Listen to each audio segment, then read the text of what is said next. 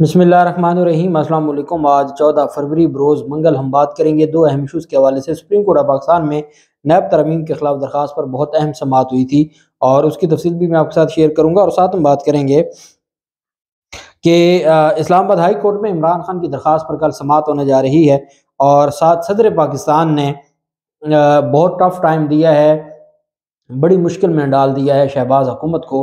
और चूँकि पाकिस्तान तहरीक इंसाफ भी अब आरिफ अलवी के ज़रिए ना सिर्फ गवर्नर खैबर पख्तूनख्वा, गवर्नर पंजाब और वफाकी हुकूमत को टफ टाइम देने का पहला धचका लगा दिया है आरिफ अलवी ने, उसकी तफसील भी मैं आपके साथ शेयर करूँगा।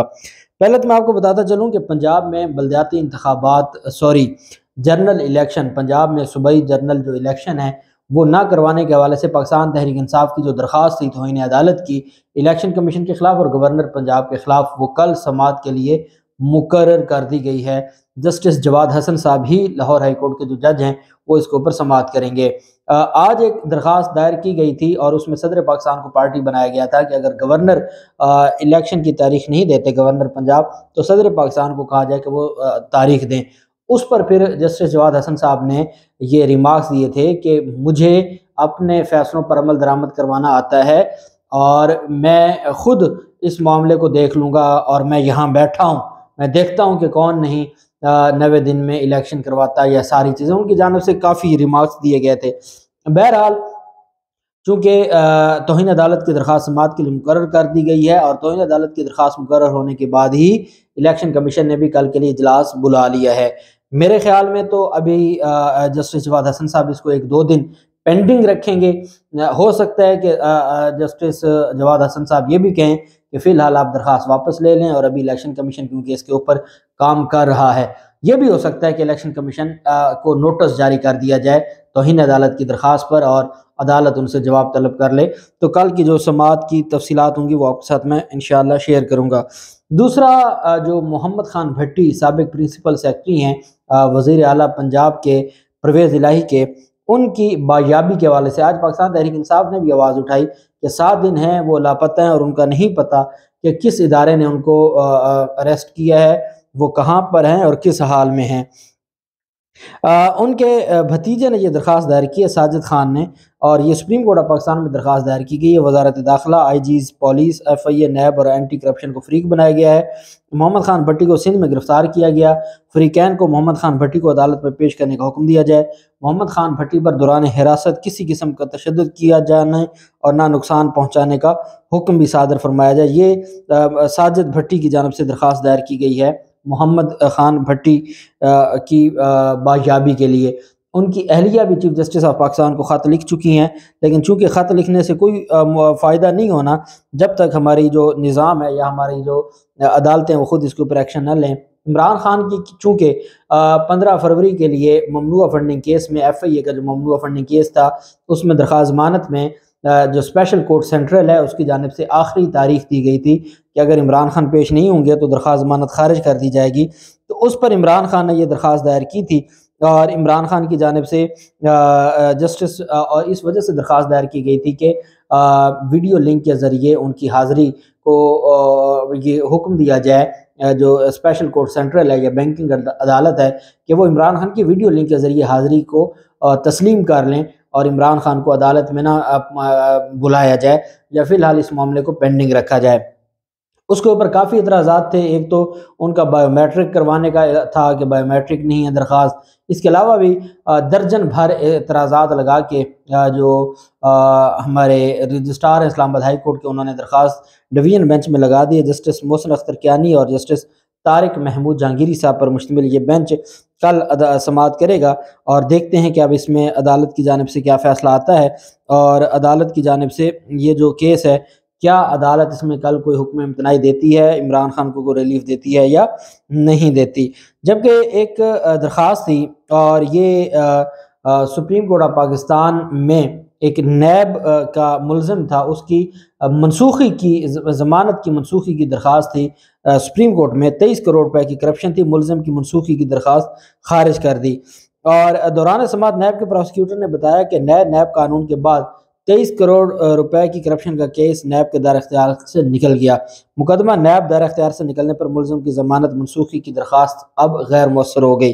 چیف جسٹس آف پاکستان نے نیب سے استفسار کیا کہ صرف 23 کروڑ روپے کی کرپشن ہے، 50 کروڑ کی نہیں ہے، کیا نیب کے دائرہ اختیار سے نکلنے والے مقدمات ختم ہو گئے ہیں؟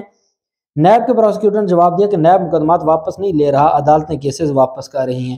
چیف جسٹس عمر عطا بندیال صاحب نے کہا کہ نئے نیب قانون میں یہ نہیں لکھا کہ مقدمات کہاں بھیجنے ہیں، نئے نیب قانون میں کچھ کوتاہیاں ہیں جسے ہم دیکھ رہے ہیں۔ یہ 9 ماہ ہو گئے ہیں، ابھی تک آنریبل سپریم کورٹ دیکھی جا رہی ہے، اور چلیں اس بات یہاں تک پہنچ گئی سپریم کورٹ کے کچھ کوتاہیاں ضرور ہیں۔ جسٹس اطہر من اللہ صاحب نے ریمارک دیا کہ یہاں نیب کی بھی بہت نہلی ہے۔ سپریم کورٹ نے 23 کروڑ روپے کی کرپشن کے ملزم نواب خان کی ضمانت منسوخی کی درخواست غیر مؤثر ہونے پر خارج کر دی، اور دوسری جانب جو ایک ریمارکس تھے honourable chief justice Umar Ata Bandial صاحب کے، کہ ایک وزیر اعظم تاریخ میں گزرا جنیجو کی بات کی کہ وہ ایماندار ہے، جس پر پھر اٹارنی جنرل نے خط لکھا وزیر قانون کو کہ آپ پارلیمنٹیرینز کو بتائیں کہ جی چیف جسٹس نے ایسی بات نہیں کی۔ اس پر رضا ربانی نے اور باقی جو سینیٹرز ہیں انہوں نے سینٹ میں وزیر قانون کو آڑے ہاتھوں لیا کہ اٹارنی جنرل کون ہوتے ہیں یہ بات کرنے والے، اٹارنی جنرل کا یہ کام نہیں ہے۔ اگر چیف جسٹس نے کسی بات کی وضاحت کرنی ہے تو وہ اپنے ترجمان یا رجسٹرار یا سیکرٹری کے ذریعے وہ اپنی جو وضاحت کریں۔ یہ جو وضاحت کی گئی ہے اٹارنی جنرل کے ذریعے یہ غیر آئینی ہے اور غیر قانونی ہے۔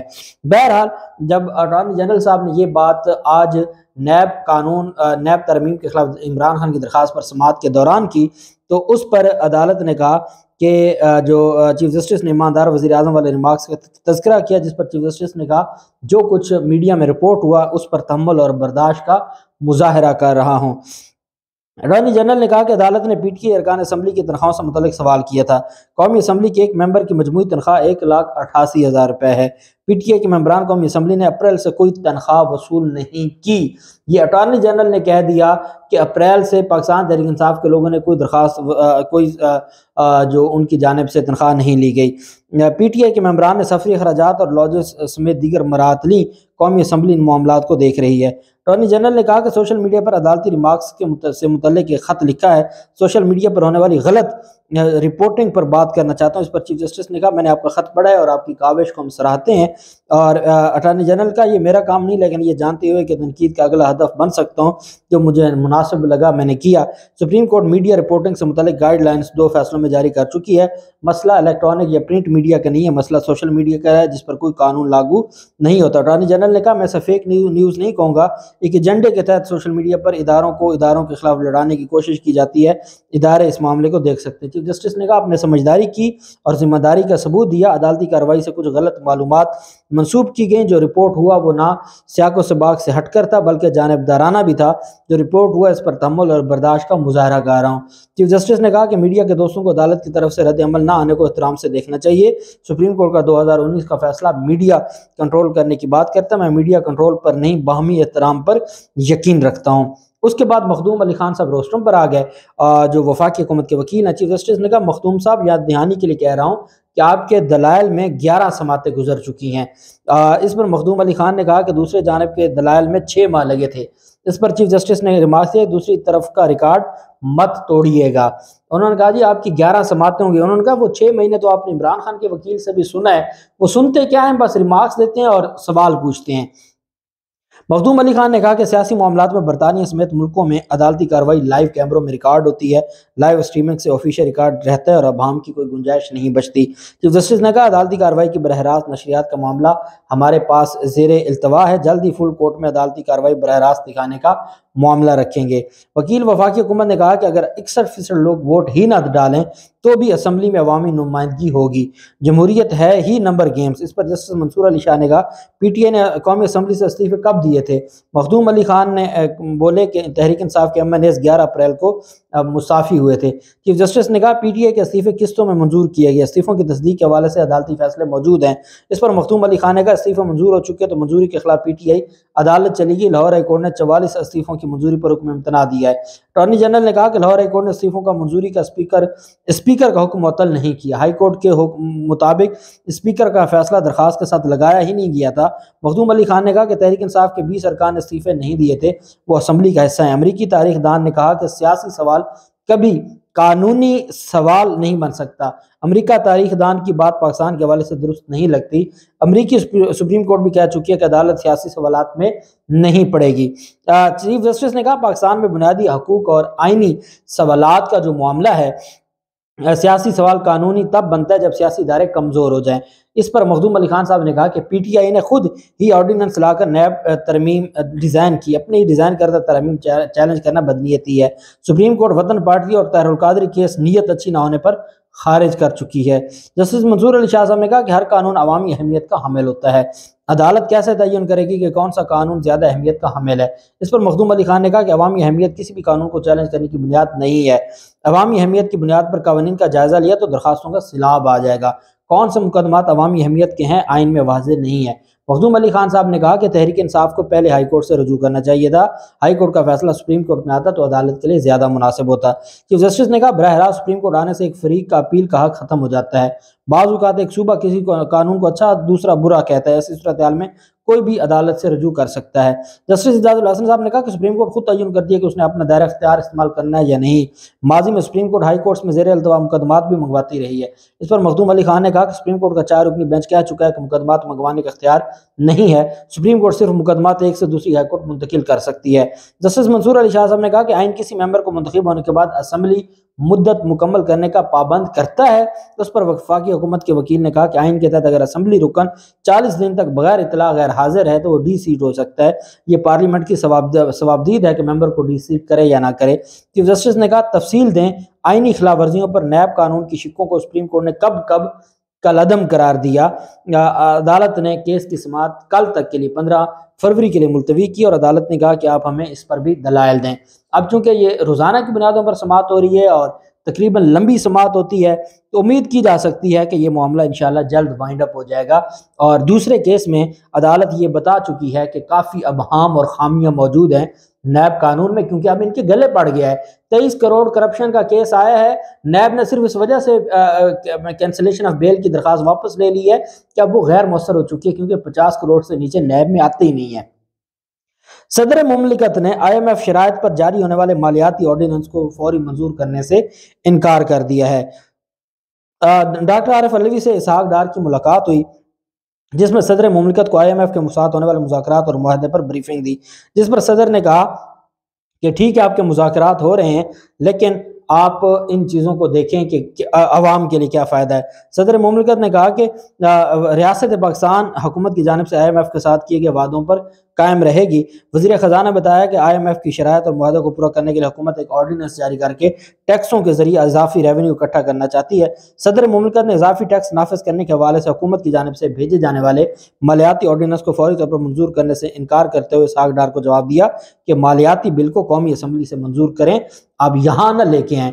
تو اس پر پھر عدالت جو صدر پاکستان ہے انہوں نے مالیاتی جو آرڈیننس ہے، جو ٹیکس، یہ اتنے زیادہ ٹیکسز ہیں جو عوام پر لاگو ہونے اور یہ آرڈیننس کے ذریعے لانا چاہتے ہیں، اسمبلی کے ذریعے نہیں لانا چاہتے، جس کو واپس بھیج دیا ہے۔ بیسیکلی پاکستان تحریک انصاف اب یہ ڈیسائیڈ کر چکی ہے کہ ہم نے ٹف ٹائم دینا ہے۔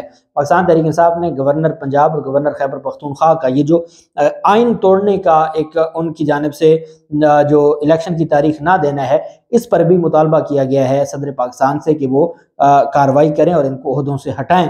تو اب صدر پاکستان کو بھی اب اس بات کا پتہ ہے کہ ان کو ٹف ٹائم دیا جائے گا تو تب یہ معاملہ حل ہوگا، اور انہوں نے آرڈیننس سے انکار کر دیا۔ اب یہ بل بنے گا، بل پہ کتنا ٹائم لگے گا یہ ایک الگ سائنس ہے، دیکھنے کیا ہوتا ہے۔ جو بھی تفصیلات ہوں گی آپ کے ساتھ شیئر کرتے رہیں گے۔ اللہ پاک پاکستان کا ہمیں ناصر ہو۔ بہت شکریہ۔ اللہ حافظ۔ پاکستان زندہ باد۔